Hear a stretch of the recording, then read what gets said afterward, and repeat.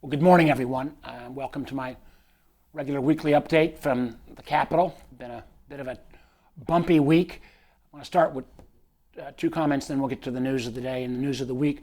First, on a monthly basis, Tim Kaine and I do a breakfast for different groups around Virginia. Last month, it was the folks going into our military academies. Sometimes it's to celebrate things like Hispanic Heritage Month or other issues. This morning, we had almost a record turnout of scouts who've earned either the Eagle categorization or Gold or Eagle if they're Girl Scouts.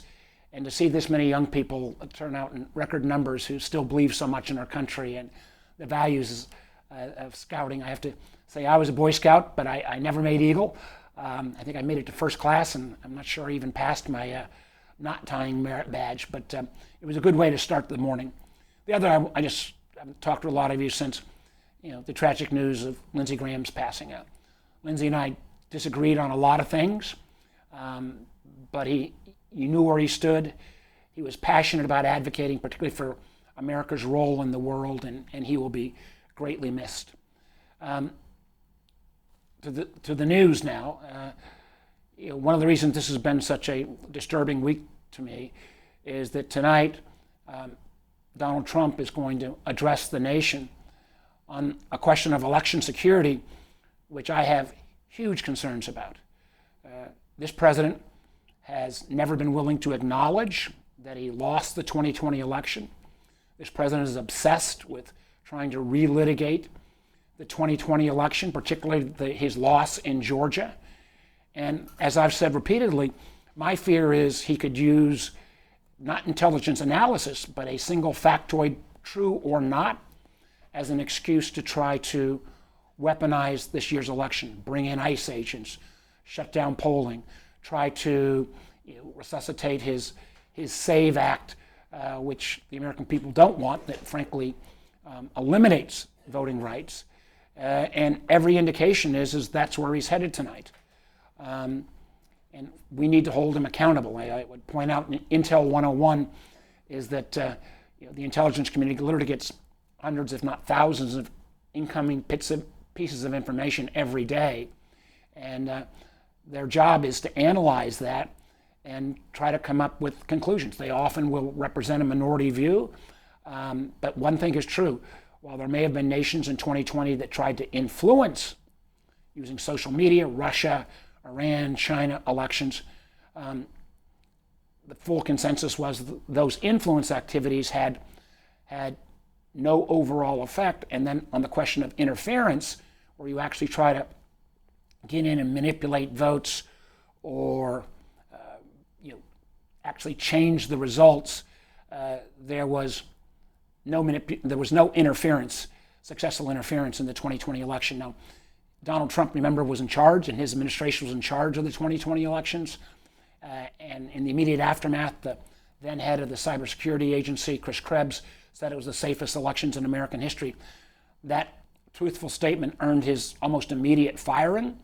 But I am very concerned about where Trump, with his obsessiveness about refusing to acknowledge that he lost in 2020 and then trying to use executive orders or other things to undermine our nation's democracy. And I appeal to Democrats, Republicans, independents alike, if you care about fair elections and free elections in our country this year, then I would expect you to take most of what President Trump says tonight with a grain of salt until it is proven or disproven otherwise.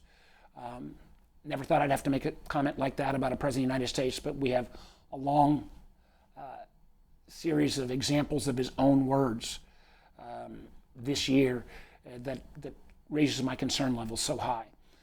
The other issue that's obviously back on the front burner is the ongoing war, the forever war in Iran. Remember, this is Donald Trump was going to end these forever wars. This is a war of choice. So as gas prices tick up, as diesel fuel, which is already back up to $5 a gallon, and remember, diesel fuels most of our trucks. Trucks deliver most of our goods to the grocery store or other stores. That's all going to be passed on to the consumer. So with inflation rising, with the war restarted, even under President Trump's own assumptions. He tried to restart the 60-day clock on a War Powers Act. This is a war of choice. The American people don't want it to take place.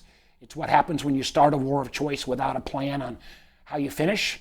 And I'm going to continue to press his administration, one, to end the war, but two, to come out with a plan on how we get ourselves out of this intractable situation with Iran. And remember, again, none of the original goals, regime change, getting a hold of the nuclear enriched uranium, getting rid of Iran's ballistic missiles or drones, or making sure the Strait of Hormuz is reopened, none of those have been accomplished.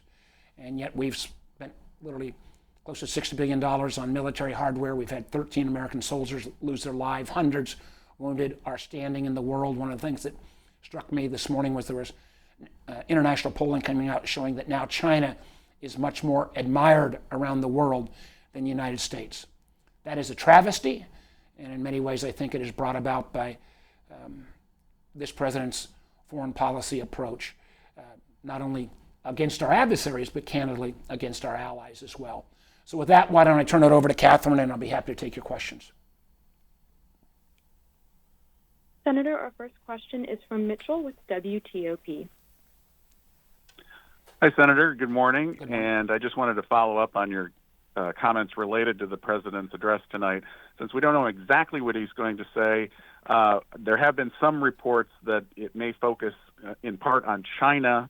I wonder if you could talk a little bit more about these claims and expand on the fact that these aren't necessarily attempts to physically change votes, but actually do something broader through the through social media and that type of thing. And then secondly, more broadly, I just wanted to get your thoughts on what you think the president's continual message that the election system in the United States is somehow fraudulent or fraught with major fraud has undermined the system. Well, thank you, Mitchell, for both of those questions. First of all, again, this is important. Attempts to influence elections is different than attempts to interfere with elections. Influence is, as you mentioned, social media. We saw a lot of that, for example, in 2016 with all of the Russian bot farms and troll farms, sending out false information. That level got more sophisticated as we got to 2020. And the intelligence community, that's 18 different agencies, looks at all of this. They came to a conclusion around influence of the following. And remember, many of these conclusions were reached while President Trump was still president. A lot of this analysis was done from leading up to Election Day through the beginning of the year. President Trump didn't leave office until January 20th of 2025. So these conclusions were drawn about by when he was still in charge. And the conclusions were, one, Russia was the biggest attempt to influence elections, and they were trying to influence elections to hurt Trump in their efforts. Iran was the next most active effort to influence, Russia was the biggest influencer, and they were trying to help Trump and undermine Biden. Iran was the second biggest set of influence, and that was to undermine Trump. And you may recall there was a hastily called press conference of the whole intelligence community a week or so before the 2020 election, where there was indications that Iran was going to try to send out information somehow linking the Proud Boys, a far right-wing group, with President Trump. The intelligence community's conclusion on China was they had the capacity, but they didn't choose to influence that much. And if they didn't have a candidate of choice, they were mostly just there to try to undermine confidence in our country's elections. There was a dissenting opinion of the 18 different agencies that said, no, China maybe did try to influence, but even the dissenting opinion didn't say it had any meaningful effect on the elections. And I would point out, Mitchell, that in elections in 2022 and 2024, these same national powers international adversaries of America, and I include North Korea in that category as well, continue to try to influence. This is something governments do. On the question of interference, being able to interfere with election software, being able to change votes, being able, and there's a theory that somehow China was able to bring in thousands, hundreds of thousands of undocumented Chinese that secretly vote, I guess mostly in Georgia. There was no indication of that. No indication of election interference. Same thing in 2022 and 2024, where Trump won with the exact same system. So this is a loser who can't acknowledge that he lost in 2020. He's obsessed about Georgia. And I would point out from Trump's comments this year, from saying he thinks we ought to federalize elections, to his comments saying we ought to take over some Democratic cities, they must be rigged there and interfere there, to his comments about saying he might bring ICE agents to the polls, and this constant effort to undermine confidence in our elections. It's baffling to me. The one thing that has been the hallmark of our democracy, this goes to your second point, is Americans' trust in our free and fair elections. And the traditional Republican point of view has been one of the reasons, and I agree with this point of view, that our elections are safe, is that they are decentralized. They're run by the states. They're administered at the local level. We don't have any central repository that could be interfered with. President Trump may make the claim tonight, well, China bought the voter file in Georgia. Well, every state you can get the voter file. I mean, every candidate in Virginia that runs statewide buys the voter file to try to send out information to influence voters. So this constant effort to undermine faith in our system, I believe it's because he is afraid that his policies this year are going to be soundly rejected by Americans of all political persuasions. And he's trying to set up and trying to get his hardest core supporters to not trust in the election when he gets his tail whooped come November. And that scares the dickens out of me, because if he is successful at interfering in our elections, and we have a corrupted election in 2016 in America, I don't know how we ever put the pieces back together again. So I come back to where I started. I don't care if you're a President Trump supporter, opponent, independent, please take whatever he says tonight with a grain of salt, and let's get it fact-checked and verified. This is critically important. Thank you very much. Senator, our next question is from Tom with Fox 5. Senator, good morning. Hey. Former Boy Scout here. Hey, Tom. Kind of an opening act to the president's speech tonight. About an hour ago, the Commission of Fine Arts opened up a hearing from the White House about their plan to massively expand the fence around the White House and the complex out to Lafayette Park, around the Ellipse. Senator, obviously we're at war right now. Recently, it's been reported that the Secret Service advised the president to travel back on the old Air Force One because they had security concerns about the new plane that he's using. These are areas that traditionally have been used for First Amendment demonstrations, for visitors who come to the nation's capital. I was wondering, how do you view this? Is this a real security concern, or is this about limiting public access to the People's House? Well, first of all, let's talk about the jet. All of us raised enormous concerns that a $400 million gift from the Qatari government had huge security risks. It takes years to equip a totally American jet to be Air Force One. You don't put all the security precautions into these planes overnight, and this was rushed to meet this arbitrary timeline that the president set that he wanted to fly, I guess, before July 4th. Beyond the fact of why would you take a jet from a country that is at best a frenemy? So it's outrageous, it's unprecedented. On the question of somehow expanding the fence to cut off the public's right to protest in Lafayette Square, on the Ellipse, under the guise of security, do we really believe our nation is less safe now from outside threats than through the midst of the Cold War, or from the challenges we faced when terrorism was an all-time high after Afghanistan or Iraq, or even when we've been involved in other wars in the Middle East. What's different now? I think this is purely a president that doesn't want the American people to have their First Amendment right to protest. He doesn't want to see it. He doesn't want it at Lafayette Square. You saw that when he inappropriately brought troops into Lafayette Square, and frankly, somewhat disgraceful, and the military acknowledged it was disgraceful.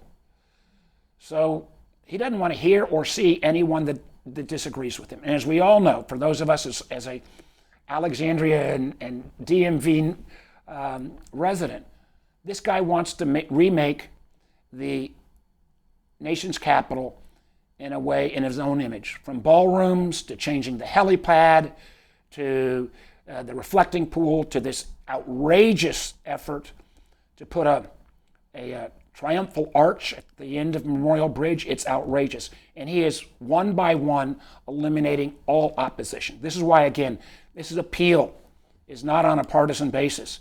This is an appeal to all of my Republican friends who've supported the president in his past, and even if they support him still, limiting the public's right to protest against this president and doubling or tripling the security perimeter around the White House without any proof or rationale is outrageous. And I just pray that my Republican Senate friends, who I know love our country, will have the courage to stand up and push back.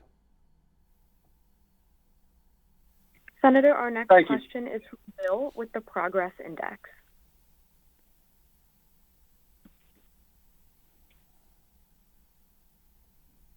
Bill, are you there? Okay, sir. Our next question is from Michaela with WDBJ7. Yeah, hi, Senator Warner.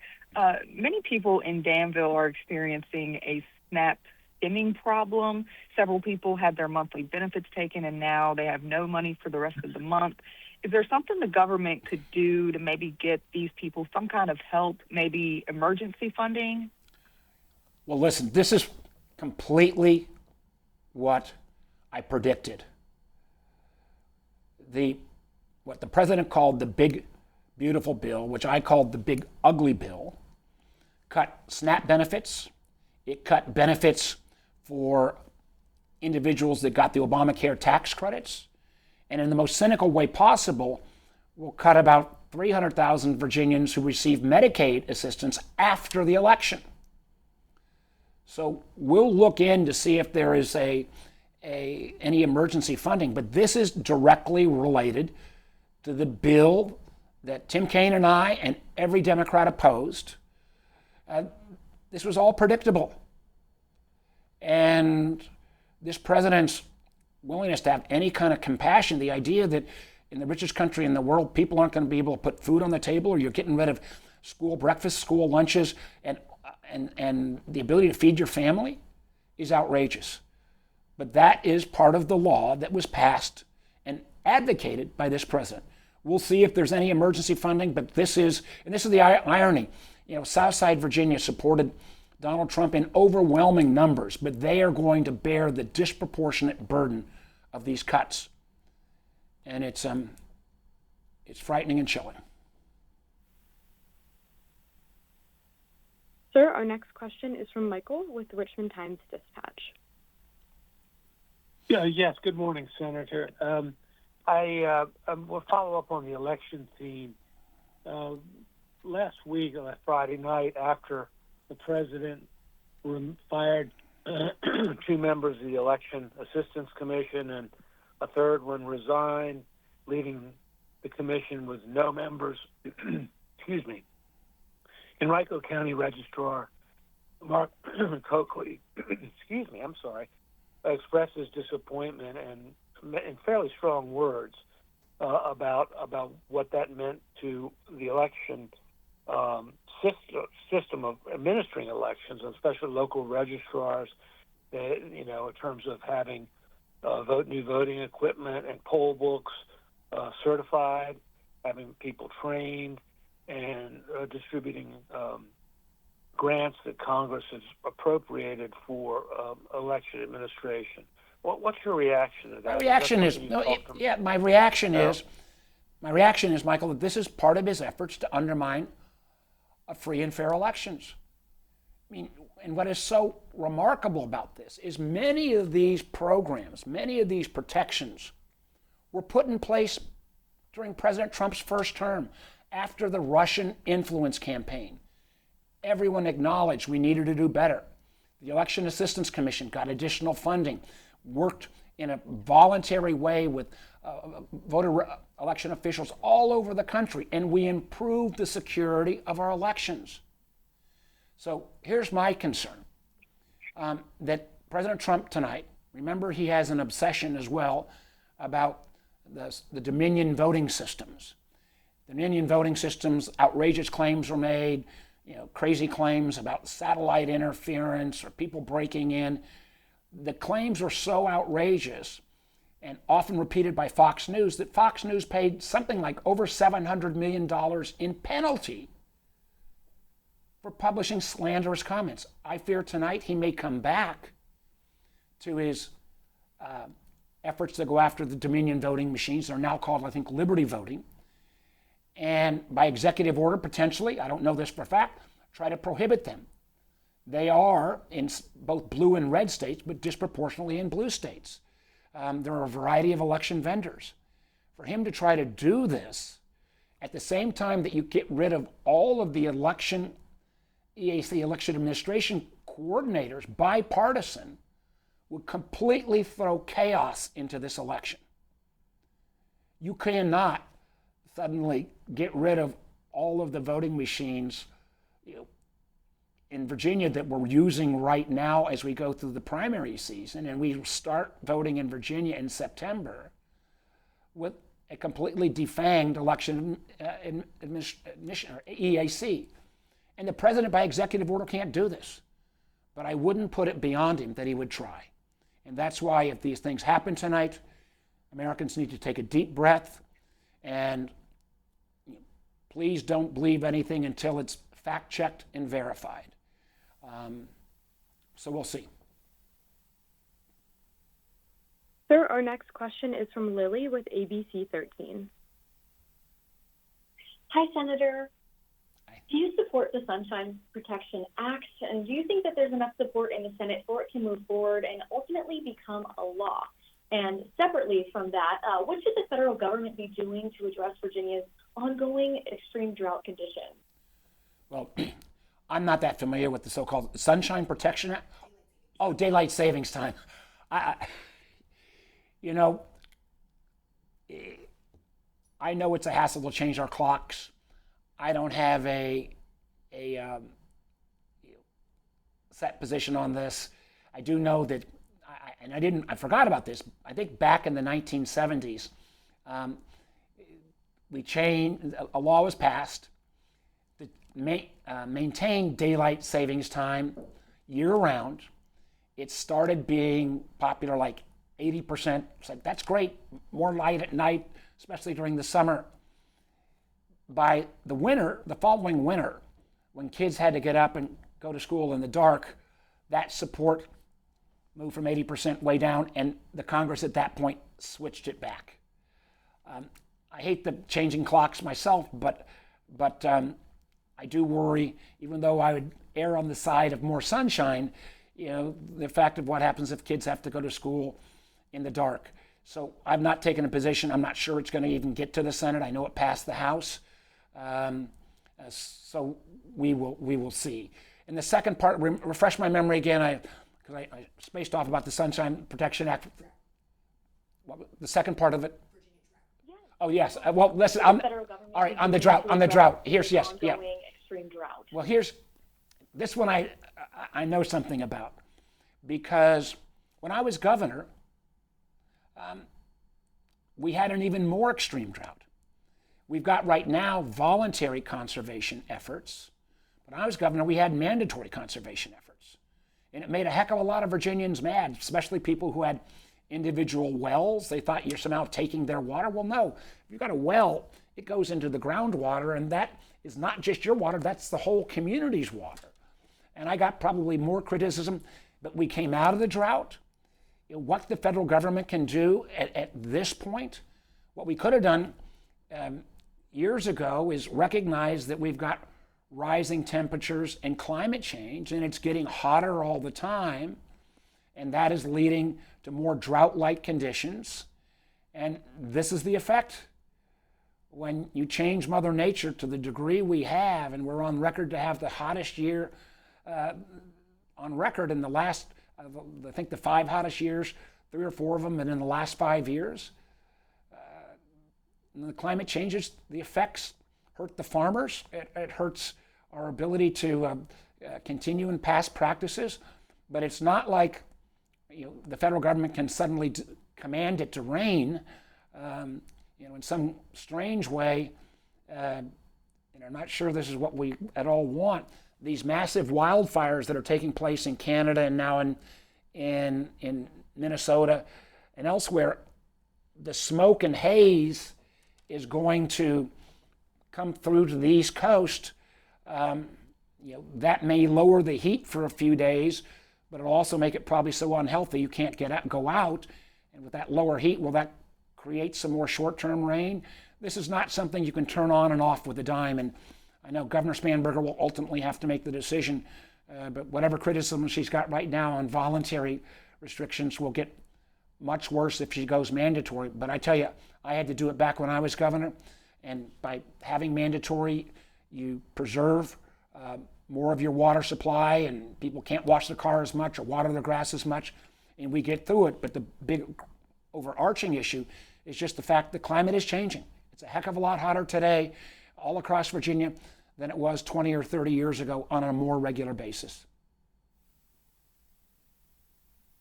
Senator, our next question is from Nick with the Falls Church News Press.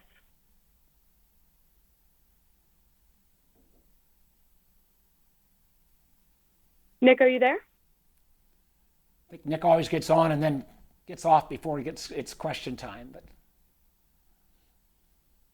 Senator, those are all the questions we have today. all right, stay tuned, everybody. Thanks.